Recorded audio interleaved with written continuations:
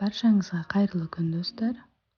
Мен сіздермен бүгін апельсин печеньенің рецептімен бөлісетін боламын. Өте дәмді шығады, жасап көріңіздер. Видеома лайк басып, подписаться кнопкасын басуды ұмытпаңыз. Печенье дайындау үшін бізге сары май, жұмыртқа, шекер және апельсиннің соғы қажет. Үкіштен өткізілген апельсиннің цедрасы қажет болады. ұн және разрыхитель. Енді ыдысымызға сары майымызды саламыз. Бөлме температурасында болу қажет майымыз. Және оның үстінен жұмыртқамызды саламыз. Және шекерімізді салып, жақсылап барлығын араластырып аламыз. Қажетті ингредиенттерді описание бөліміне жазып қалдырдым, сол жерден қарай аласыздар. Келесі үкіштен өткізілген апельсиніміздің цедрасын саламыз. Және апельсиннің солғын құямыз. Жақсылап араластырып аламыз барлығын.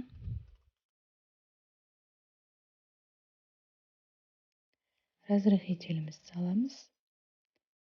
Және ұнымызды аз-аздан салып, араластырып аламыз.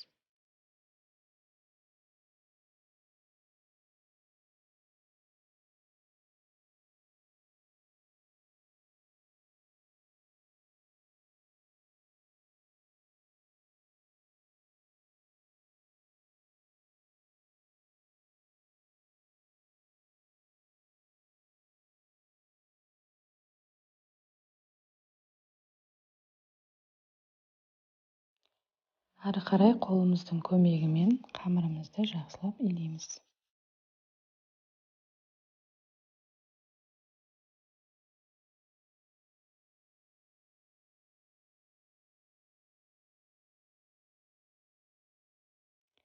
Бізде осындай жұмсақ қамыр шығады, қолға жабыспайды.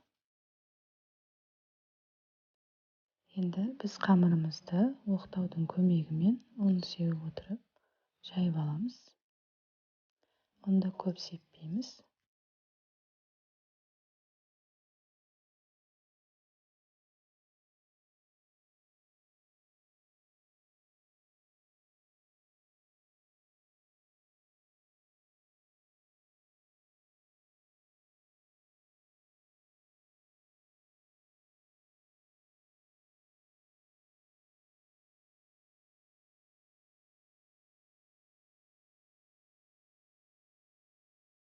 Қамырды осылай жайып аламыз.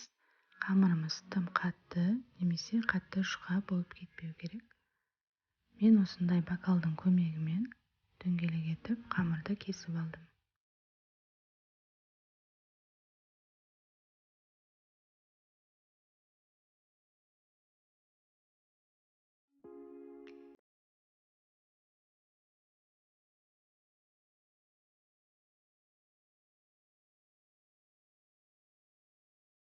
Енді табамызға пергамент қағазын төсеп, печеньелерімізді салып шығамыз.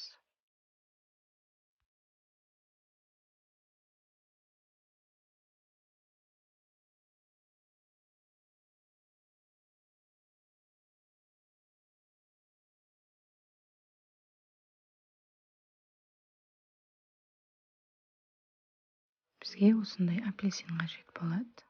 Жақсылап жуып тазалап аламыз.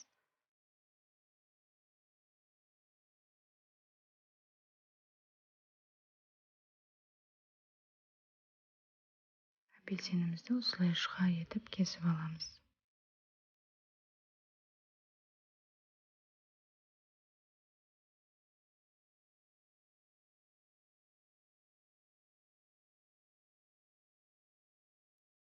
Апельсиннің дәндерін алып, тазалап аламыз.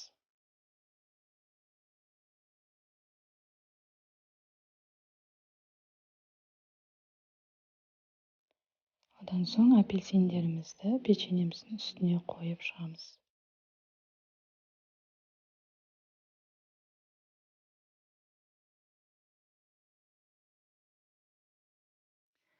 Апельсиндерімізді қойып шықтық. Енді қызып тұрған пеште 170-180 градуста пісіріп аламыз. Печеньелеріміз пісті. Мен осылай ақ шоколадты ертіп алдым. Печеньемізді шоколадтың ішіне батырып аламыз.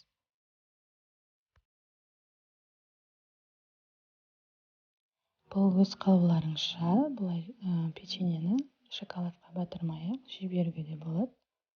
Бірақ шоколадпен өте дәмді болады.